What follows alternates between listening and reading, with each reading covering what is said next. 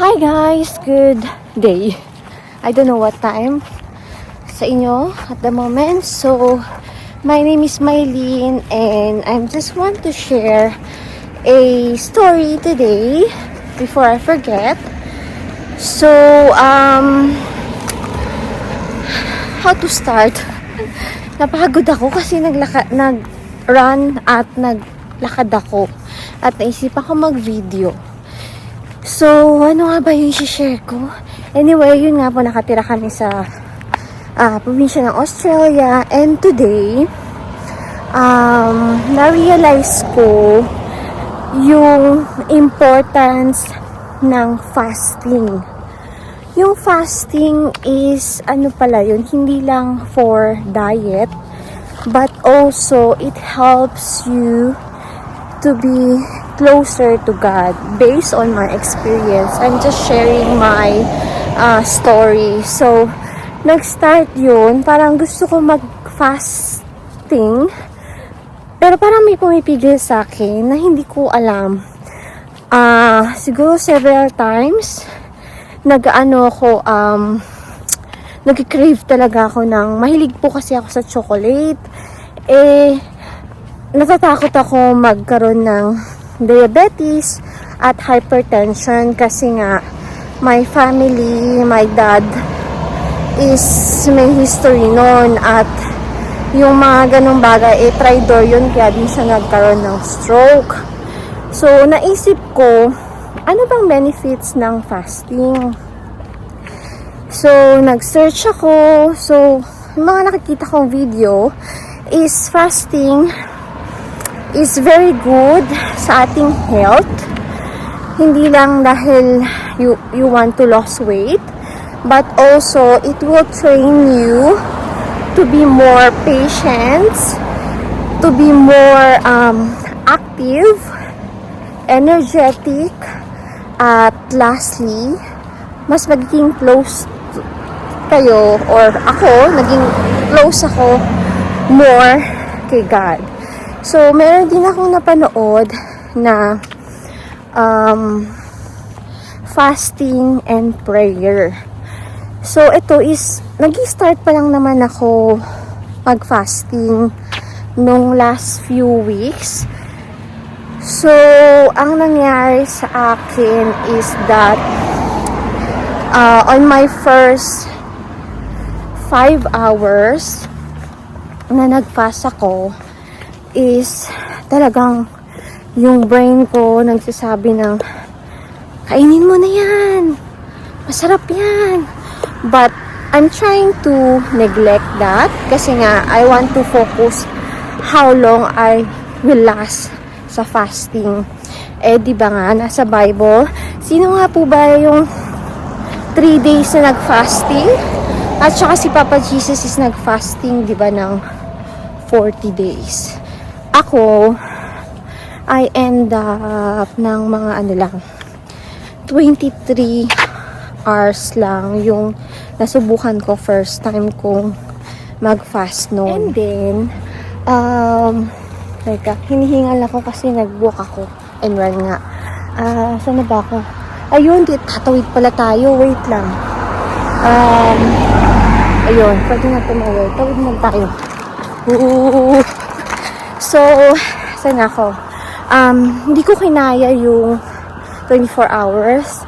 23 hours na kaya ko. At after nun, napansin ko sa sarili ko na parang mas naging active ako. Kasi yung mga bad fats, kinakain ng di ako magaling mag-explain ng mga medical.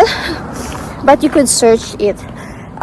Yung basta mga bad fats kinakain ng ating body to produce ketones, and then that one, kapag nag-produce ng ketones, it will helps to prevent brain fog, yung mga short-term memory, yung mga ganun ba. And then kasi parang lately napansin ko, ang bilis ko makalimot.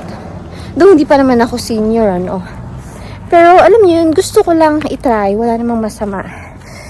So, yun na nga, after ko mag 23 hours ng fasting, yun nga, na-realize ko it's have a good benefit. In such way, mas naging energetic ako, hindi na ako nag-crave masyado ng sweets, kasi I love sweets, I love chocolates. One of my weakness is that. And then, I could do yung double shift from morning to afternoon without eating. I eat siguro either small frequent meals, simulan ko. Tsaka napansin ko yung mukha ko, nawala yung not swollen, yung parang puffiness, kasi ang sugar, di ba?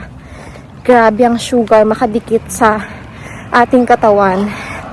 At saka kapag excess ka ng sugar, it's also not good for you sa ating katawan. Yun na nga. And then, napansin ko nabawasan na yung mga pimples ko. Ayan, ito, sunblock lang po yan. Pero syempre, meron pa din because we're not perfect naman. At saka walang filter. Yun, reality. Hindi lang yun. Hindi naman kasi ako nag-check ng timbang ko ngayon. But before, I weighed siguro mga 55 kilo. And kung makikita nyo, yan, saan ba yun? Yan. Yung aking picture. And then now, I think 50 kilo na lang. I think I did fasting mga few weeks ago. Hindi ko na inano ng everyday kasi madaming beses na din ako nag-fail gawin yung fasting. Pero I'm thankful I did conquer it, and then I able to finish at least 23 hours. Pero syempre, depends sa inyo yan. Syempre, pag may mga health conditions, you need to also consider na wag kayo masyado agad yung diretsong fasting ng mahaba. Slowly lang. Kunwari, kung if you're eating 3 times a day, try it 2 times a day, and then once a day, and then gradually ba, kasi yung katawan natin nag-a-adjust. So, especially sa may mga history din ng mga genetic na mga stroke, hypertension, diabetes, kasi nga mga tridorian na diseases, which is dito po sa lugar, sa country na tinitirhan namin is puro processed food. And then, to prevent yung mga bagay na nagke-crave ako, instead na sugary, I just try to alternate ng mga fruits such as oranges, and I try to do fasting plus prayer. It depends sa inyo, but for me, it really helps for me, and I'm very thankful that kung ano yung na-achieve ko at the moment, and always be grateful for everything we receive, ganon. So, ayan, tapos na yung running and walking. Ayan, so next time ulit, basta yun, nag-loss ako siguro mga 5 kilo several weeks. So, and then that's my journey. Thank you all for watching. See you next time.